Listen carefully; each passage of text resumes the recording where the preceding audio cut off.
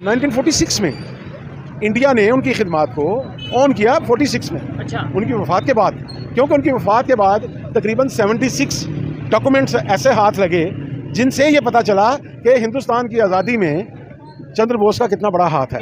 बात तो सही है। जब मैं छोटा था तो मेरी तारीख अशोक से शुरू होती थी, ठीक है ना। तो जब आप लोग बड़े हुए तो आपको मोहम्मद बिन कासिम से शुरू करवाया गया, ऐसे ही है। तो इसी को तारीख छुपाना कहते हैं। बड़ा हरामी हो बेटा। इवन कि इन्होंने असल हीरो भी छुपा लिए ना। इन्होंने 47 के से पहले की भगत सिंह का क्या कसूर है, उधम सिंह का क्या कसूर है, ठीक है ना। इनका फ्रीडम फाइटर है, हाँ, तो वो तो हीरो होने चाहिए। चाहिए नहीं, वो हीरो हैं। अच्छा।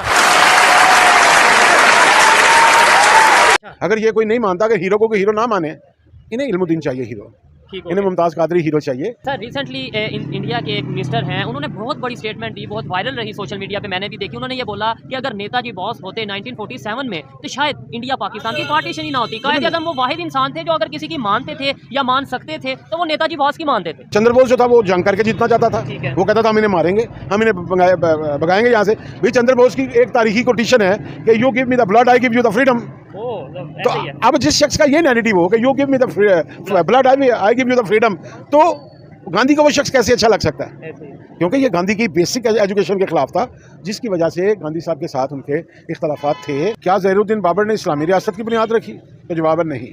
क्या नसीरुद्दीन हुमायूं ने इस्लामी रियासत की बुनियाद रखी? नहीं। बात तो सही है।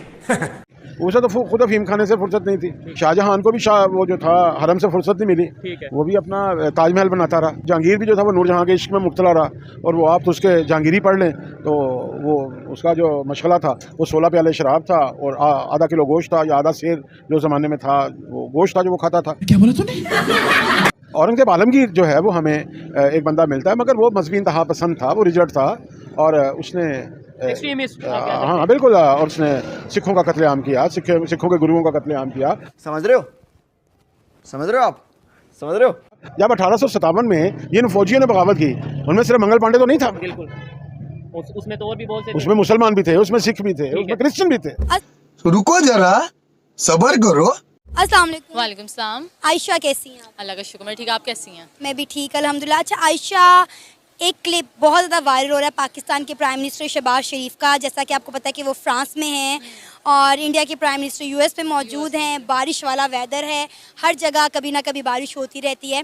तो इंडिया के प्राइम मिनिस्टर जब यूएस पहुंचे तो वहाँ पे भी बारिश का माहौल था, लेकिन वो बड़े अच्छे तरीके से आए। उन्होंने अपना इस्तकबाल की जो तकरीब थी उसको एंजॉय किया और वो जो बाइडन को मिलने चले गए। लेकिन पाकिस्तान के प्राइम मिनिस्टर जब फ्रांस में पहुँचे तो उनके इस्तकबाल के लिए एक फ़ीमेल आई छतरी लेकर, और उन्होंने किया क्या कि उन्होंने वो छतरी उस फीमेल से पकड़ ली और ख़ुद आगे आगे चलते गए और वो फीमेल पीछे पीछे चलती रही। गजब बेइज्जती है। और इस चीज़ को बहुत ज़्यादा तनकीद का निशाना बनाया जा रहा है। उनकी वीडियो बहुत ज़्यादा वायरल हो रही है कि आप एक मेल होकर एक फ़ीमेल को, उन्होंने ये शो किया कि how much I am uneducated, और मेरे क्या म्यार है, मेरा क्या लेवल है, और मैं यहाँ पर अपने आप को रिप्रेजेंट कैसे कर रहा हूँ। उन्होंने सिर्फ अपने आप को रिप्रेजेंट नहीं किया, उन्होंने पूरे पाकिस्तान को रिप्रेजेंट किया है कि वहाँ पर जो भी मेल हैं वो किस तरह से अपनी फीमेल्स को ट्रीट करते हैं। क्या बोला तूने? ये तो बड़ी हैरानकुन बात है। ये तो सारा काम ही ख़राब करके, एक तो चलो अल्लाह अल्लाह करके कोई इंटरनेशनल दौरे पे ऐसे चले ही गए हैं, तो उनको एक दिखाना चाहिए था कि अगर वो खुद भी, पता नहीं समझ नहीं आई, इनको समझ नहीं आई। ये सेंस इतना तो होता है कि अगर वो फीमेल भी हैं और अगर वो आपके लिए छतरी लेके आए, एटलीस्ट आप, बल्कि ये दिखाते उसको आप छतरी में लेके जाते तो फिर पता चलता कि वो भीगे हुए जा रहे हैं, फिर एक बात बनती। बहुत तेज हो रहा है, बहुत तेज हो रहा है। जिस प्राइम मिनिस्टर ने अपनी पार्लियामेंट में खुद को भिखारी कह दिया, खुद को बैगर कह दिया, तो उसकी अपने मुल्क में रिस्पेक्ट नहीं कोई रही, तो बाकी मुल्क में क्या रिस्पेक्ट रहेगी?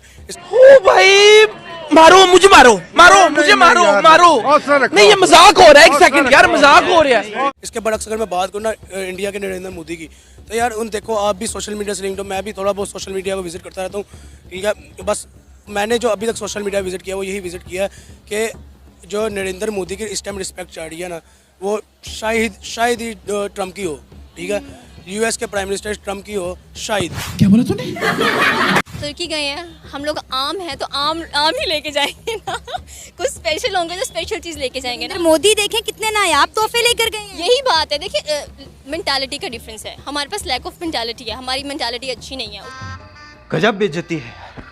उसकी मेंटालिटी अच्छी है, उसको पता है कि मैंने वहाँ पर जाकर इन्वेस्टमेंट अपने मुल्क में लेके आनी है। आप खुद देखें, टेस्ला पहले भी इंडिया में लॉन्च होने वाला था ना, नहीं हुआ। क्यों नहीं हुआ? क्योंकि टेस्ला ने अपनी बातें सामने रखी, लेकिन अब जाके लॉन्च हुआ क्योंकि उसने कहा कि ठीक है मैं आपकी बातें मानूंगा। ये चीज़ होती है, उसने उसको ग्रैब किया, उसने स्ट्रेटेजी बिल्डिंग किया कि नहीं ये चीज़ है।